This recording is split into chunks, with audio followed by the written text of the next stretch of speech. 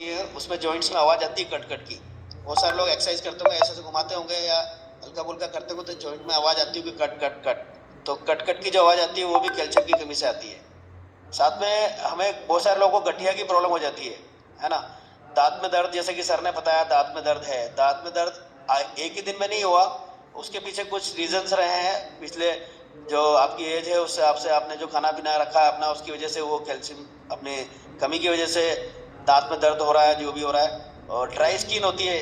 Dry skin होती है तो क्या होता है, आप स्किन पे कोई भी अगर नाखून भी घुमाओगे ना तो वाइट स्क्रैच दिखेगा, है ना। आप ड्राई स्किन होती है, ऑयल लगाना पड़ता है, तो इसकी कैल्शियम की कमी से होता है। साथ में चेहरे पर भी वाइट स्पॉट होते हैं, नाखून कमजोर होते हैं, है ना। और साथ में बात करूं तो हार्ट अटैक होने की संभावना बढ़ जाती है, हृदय रोग होता है ना। हार्ट हमारा मजबूत नहीं रहता है कैल्शियम की कमी की वजह से। कैल्शियम की कमी की वजह से हमें बोलने की आदत भी होती है। बहुत सारे लोगों को होता है ना कि घर से निकले, कहीं चाबी छोड़ दी, कहीं भी सामान लेने निकले थे लेकिन सामान में से कुछ सामान लिया, कुछ भूल गए, तो ये कैल्शियम की कमी की वजह से होती है। ठीक है, तो कैल्शियम की कमी हमारी बॉडी में क्यों होती है, उसके पीछे बहुत सारे कारण हैं। तो आप लोग नोट कर सकते हो, कैल्शियम हमारी बॉडी में हम खाते तो हैं, लेते भी हैं। बहुत सारे लोग अलग अलग सोर्स से लेने की कोशिश करते हैं। बहुत सारे लोगों को तो पता ही नहीं होता है कैल्शियम कैसे मिलता है, कहाँ से मिलता है। तो कैल्शियम के लिए जो एब्जॉर्ब होना बहुत जरूरी है, उसके लिए हमारी बॉडी में गुड फैट का कंज्यूम करना बहुत जरूरी है। गुड फैट की बात करें तो अगर आप कैल्शियम ले रहे हो लेकिन अगर आप फैट अच्छा नहीं ले रहे हो, फैट बोले तो ऑयल अच्छा नहीं ले रहे हो, ऑयल अगर अच्छा नहीं है हमारा खाने में, तो वो हमारा कैल्शियम एब्जॉर्ब नहीं होगा। साथ में कैल्शियम क्या होता है कि बहुत सारे लोगों की आदत होती है स्मोकिंग करने की, ड्रिंकिंग करने की, है ना। और बहुत सारी मतलब ऐसी चीजें होती है जिसकी वजह से हमारी बॉडी में जैसे चाय है ना, कॉफी है ना।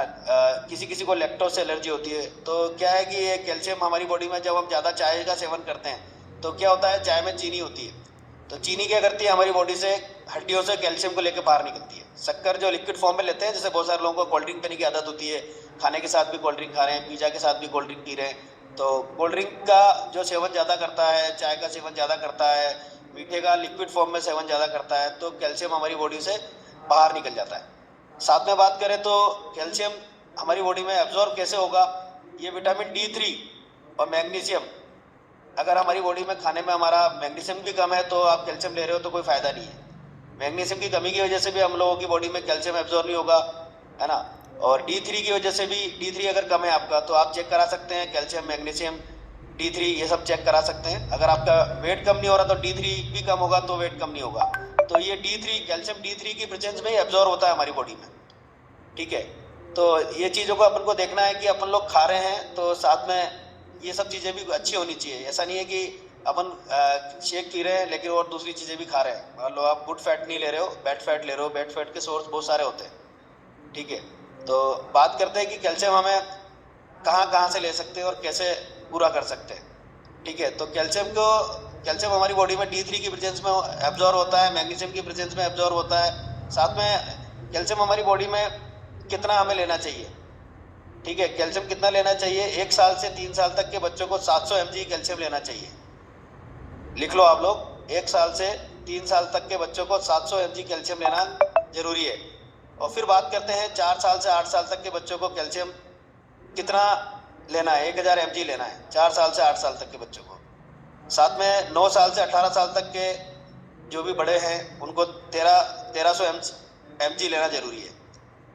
ठीक है, इसके बाद बात करते हैं कि जैसे 19 साल से 50 साल तक के लोगों को 1000 तो कम से कम चाहिए ही चाहिए, 1000 मिलीग्राम कैल्शियम चाहिए ही चाहिए। और इसके बाद बात करें 51 से 70 साल तक की उम्र वालों को लगभग 1200 mg चाहिए।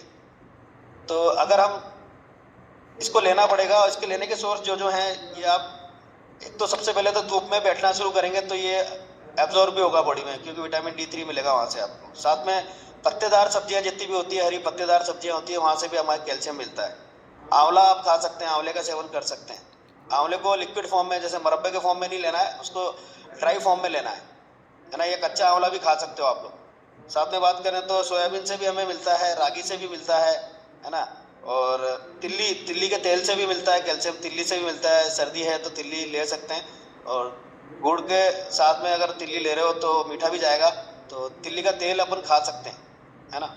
इसके बाद बादाम से भी हमें कैल्शियम मिलता है। ठीक है, तो ये सब हमारे को कैल्शियम की कमी की वजह से सब चीज़ें होती हैं। और बहुत सारे लोगों को देखा है क्रैम्प आते हैं। क्रैम्प का मतलब समझ लो बाइटें आते हैं बॉडी के अंदर, तो वो कैल्शियम की कमी से आते हैं। तो हम यहाँ से जान सकते हैं कि मतलब आज अपन ने जो बात करी है इसमें अपन समझ सकते हैं कि अपन कैल्शियम कहाँ कहाँ से ले सकते हैं। और हमारा जो टैबलेट है कैल्शियम का, जो टैबलेट है मैं तो इससे पूरा करता हूँ, एक बार में हमें कम से कम 400 mg मिलता है। तो अगर आप दो टैबलेट दिन भर में लेते हो तो 800 mg मिल जाता है ना। 800 mg मिलता है। तो बाकी हम लोग दूध से, डेयरी प्रोडक्ट से, बाकी और खाने पीने से ले सकते हैं, क्योंकि वहाँ से हमें पता नहीं होता कितना मिलेगा। दूध भी ले रहे हैं तो दूध भी इतना प्योर नहीं आ रहा है। साथ में आप सेकमेट लेते हो तो सेकमेट से अच्छा कैल्शियम मिल सकता है अपने को। ठीक है, तो अभी मैं बात करूंगा, हमारे बीच में कुछ ऐसे लोग हैं जो कैल्शियम का यूज कर रहे हैं और बेनिफिट ले रहे हैं, तो 100 कर सकते हैं आप लोग।